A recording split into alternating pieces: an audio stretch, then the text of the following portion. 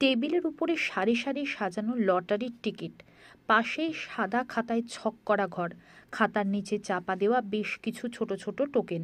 দেখে মনে হবে লটারির টিকিট বিক্রি করছে ব্যবসায়ী, কিন্তু আসল খেলা চলছে তার পেছনে। লটারির টিকিটের আড়ালের পিছনে চলছে অবৈধ জুয়ার কারবার। কখনো লুকিয়ে চুরিয়ে, কখনো লটারির আড়ালে, কখনো বাঁশবাগানে, কোথাও কোথাও খালপাড়ে চলছে টাকা ওড়ানোর ওই খেলা। ভাগ্য পরিবর্তনের হাতছানি ও বিনা পরিশ্রমে টাকা উপার্জনের নেশায় সর্বস্ব খোয়াচ্ছেন বাড়ির পুরুষ সদস্যরা।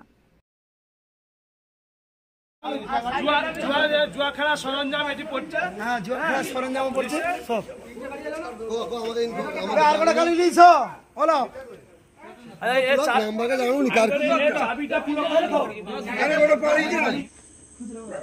ঘটনাটা হয়েছে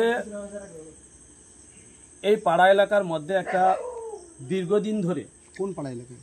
রাসন পশ্চিম পাড়া এলাকার মধ্যে দীর্ঘদিন যাবৎ একটা জুয়ার আসর চলছে। ইতিপূর্বে আমরা বহুবার প্রশাসনের দ্বারস্থ হয়েছি এবং অঞ্চল থেকে শুরু করে বিডিও,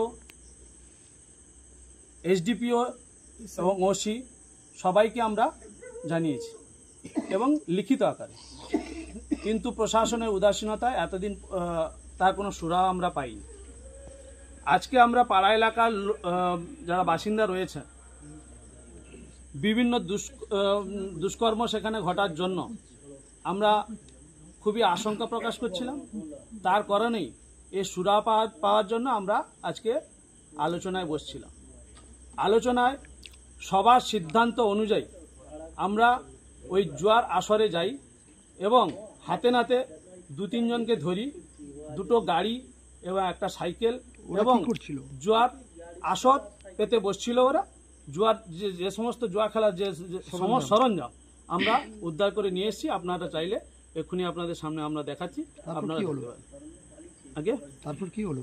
তারপর ওনারা যে কোনো সূত্রে ওনারা খবর পেয়েছিলেন, ওনারা ছিটকে বেরিয়ে গেছেন। ঠিক আছে, বর্তমান আমরা এই জিনিসগুলো নিয়ে এসেছি এবং আমরা আপনাদের মাধ্যমে প্রশাসনের কাছেও আমরা দাবি রাখছি যাতে এই জিনিসগুলো, এই সমস্ত অসামাজিক কাজ যাতে আর না হয়, তার ক্ষেত্রে তার দিকে যেন প্রশাসন নজর নেয়। আপনার বললেন কি যে দীর্ঘদিন ধরে এখানে জুয়ার আসর বসে, হেলদনি পছন্দ, তাহলে কি করে পছন্দ না করে বুঝতে পারে? হ্যাঁ, দেখুন, প্রশাসনের ছাড়া তো আমাদের কোনো উপায় নেই। আমাদের প্রশাসনের উপরে তো আস্থা রাখতেই হবে। আমরা জানিয়েছি, প্রশাসন পদক্ষেপ নেননি, সেটা আপনাদের কাছে আমরা তুলে ধরলাম। কিন্তু যাতে ভবিষ্যতে এই সমস্ত অসামাজিক কাজ গ্রামাঞ্চলে লোকালিটির মধ্যে যাতে না ঘটে বা না চলতে পারে, তার জন্য অবশ্যই প্রশাসনের নজর দেওয়া উচিত, সেটা আমি মনে করি। তাহলে আপনি মনে করলেন যে পুলিশ প্রশাসন নাকের ডোকায় কিংবা মদতে এইসব অকর্ম চলছে? আমাদের তো তাই মনে হচ্ছে। যদি একটা জায়গায় দীর্ঘদিন, আজ নয়, দীর্ঘ কয়েক বছর ধরে চলে আসছে, প্রশাসনের নজরে নেই, এটা হতে পারে না। আমরা অলরেডি লিখিতভাবে প্রশাসনের কাছে আমরা জানিয়েছি, আপনাকে আগেও বললাম, আমরা লিখিতভাবে আগে প্রশাসনের কাছে বহুবার জানিয়েছি। তো জানার পরে সত্ত্বেও কোনো সুরাহা হয়নি? হ্যাঁ, আপনি মনে করেন যে এর সঙ্গে পুলিশ প্রশাসন যোগসাজশ রয়েছে? একদম। আমরা গ্রামবাসী আজকে আমরা মনে করি পুলিশ প্রশাসন এর সঙ্গে অবশ্যই জড়িত আছে। না হলে কেন প্রশাসন এই সমস্ত অসামাজিক কাজের বিরুদ্ধে কেন পদক্ষেপ নেবে না? যদি এর মারফত কোনো বিধিত সুরাহা না হয়, সেক্ষেত্রে আপনি কি করবেন?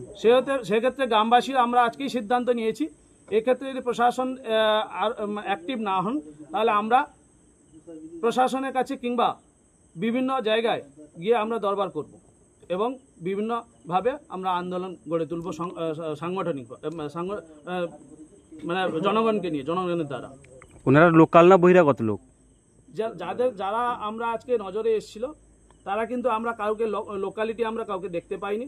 যারা ছিলেন বহিরাগত, আমরা 2-3 জনকে ধরেছিলাম এবং ভিডিও আমাদের কাছে আছে, ছবি আছে।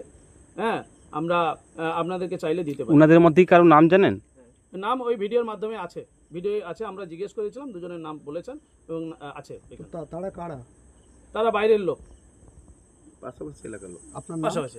আমার নাম সন্দীপ কুমার গিরি, বাড়ি এই রাসন।